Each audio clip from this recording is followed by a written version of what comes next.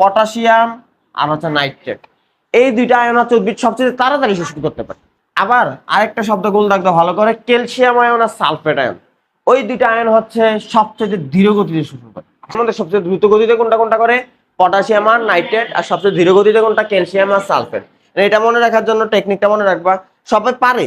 আমি কোনটা যে দ্রুত গতিতে কোনটা যে ধীর গতিতে এটা মনে রাখে। পটাশিয়াম আর নাইট্রেট এটা মিলে কি যৌগ তৈরি করে না? করে না? করা যায়, একটা যৌগ বানায় ফেলা যায় না? আবার ক্যালসিয়াম কয় যুজি আয়ন স্যার?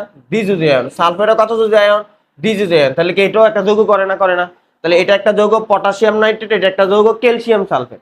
এখন স্যার তুমি চিন্তা করো, পটাশিয়াম আণবিক ভর কত? পটাশিয়াম কত? 19 না 40 বোধ, তাই না স্যার? তারপর তাহলে তুমি চিন্তা করো কোনটার আণবিক ভর বড়? ক্যালসিয়াম সালফেটের 136।